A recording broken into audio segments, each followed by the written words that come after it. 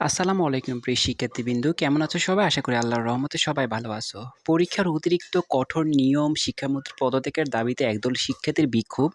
এই বিক্ষোভটা কেন ডাক দেওয়া হয়েছে সে বিষয় নিয়ে আলোচনা করব। তোমরা ইতিমধ্যে জানো যে সারা বাংলাদেশে তোমরা সবাই মিলে যে বিক্ষোভের ডাক দিয়েছিলে। তো এখানে যে শিক্ষার্থী বা তোমাদের যে দাবি, সে দাবিটা কিন্তু ন্যায্য দাবি।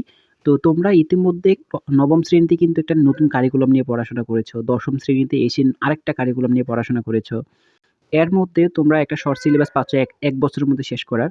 তো এই শর্ট সিলেবাসে তোমরা পরীক্ষা দিতে তোমরা ইচ্ছুক। কিন্তু শিক্ষামন্ত্রীর প্রতিদিনকার যে নিয়ম নীতি নিয়ে আসছে, এই কঠোরতার কারণে তোমরা কি করতেছো, এই পরীক্ষা নিয়ে খুবই চিন্তিতর মধ্যে রয়েছে। এজন্য তোমরা অনেকেই কিন্তু এই যে সমাবেশ হয়েছে বা এই তোমাদের যে এই বিক্ষোভ মিছিল তোমরা কিন্তু এখানে অংশগ্রহণ করেছো।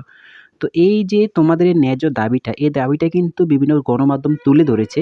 এটা অবশ্যই শিক্ষামন্ত্রীর চোখে পড়ার কথা। দেখো এখানে কি বলা আছে, এই সময় শিক্ষার্থীরা জানান, জুলাই গণঅভ্যুত্থান, সিলেবাস, কারিকুলাম পাল্টানো এবং বই দেরিতে পাওয়াসহ বিভিন্ন কারণে এবারে এসএসসি পরীক্ষায় ঠিকমতো পড়াশোনা করতে পারেনি। ইতিমধ্যে পরীক্ষা এগিয়ে আনা হয়েছে। আগের নিয়মে পরীক্ষা হলে শিক্ষার্থীরা তেমন চাপ অনুভব করতো না। এবার নতুন নিয়ম চাপিয়ে দেওয়া হয়েছে। তো এটা কিন্তু ন্যায্য দাবি তোমাদের যে শিক্ষামন্ত্রী অবশ্যই তোমাদের উপর এটা একটা অন্যায় করেছে এবং এটা অবশ্যই বেশি একটু বাড়াবাড়ি করেছে, বেশি চাপ দিয়ে ফেলেছে। তো এই জিনিসটা ওনার একদমই করা হয় নাই। বরঞ্চ শিক্ষার্থীদের দিকে তাকিয়ে হলে একটু সহজ করে দেওয়ার কথা।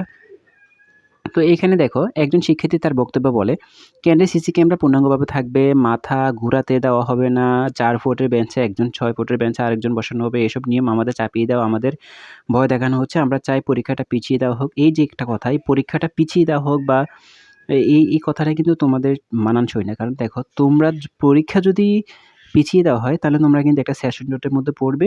পরীক্ষাটা যথাসময়ে হয়ে যাবে ভালো। তবে তোমাদের যে এত কন্ডিশন দেওয়া হয়েছে, এই কন্ডিশনগুলো যাতে একটু কমিয়ে নেওয়া হয়, তোমাদের একটু ছাড় দেওয়া হয়। এই দিকটা অন্তত উনি বিবেচনা করতে পারে। আশা করি এত কিছুর পরে এই যে এত নিউজ পোর্টালে কিন্তু তোমাদের এই বিক্ষোভ মিছিল কিন্তু তুলে ধরেছে। তোমাদের যে ন্যায্য দাবিগুলো তুলে ধরা হয়েছে। তো এইগুলো কিন্তু শিক্ষামন্ত্রীর চোখে অবশ্যই পড়বে। তিনি অবশ্যই একটা ভালো সুসংবাদ তোমাদের জন্য নিয়ে আসবে, এটা আমরা আশা করি। তো তোমাদের এই চাওয়া পাওয়াগুলোর মধ্যে আমরা একমত। ইনশাআল্লাহ আমরা তোমাদের সঙ্গেই আছি। অন্তত কেউ না থাকলেও আমি তোমাদের সঙ্গেই আছি।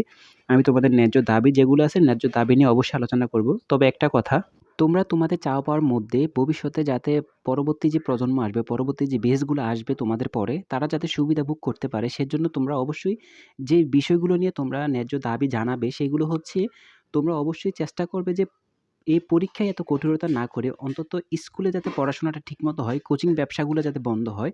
আর স্কুলের ছাত্ররা যে অমনোযোগী ক্লাসে ভালো করে পড়াচ্ছে না, এইগুলোর প্রতি জোর দেওয়ার জন্য তোমরা অবশ্যই জোর দাবি করতে পারো।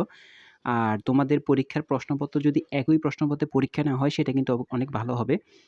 এর মধ্যে তোমরা যদি এমসিকিউ, সিকিউ যদি একটা ব্যাপার আছে সেই ব্যাপারটা নিয়ে যদি শিক্ষার মধ্যে একটু কথা বলতো বা এই ব্যাপারটা যদি একটু দেখতো তাহলে আমার মনে হয় অধিক ভালো হতো। তোমরা এগুলো জানাতে পারো। আশা করি আমি তোমাদের পক্ষেই থাকবো ইনশাআল্লাহ। সবাই আমার সঙ্গেই থেকো।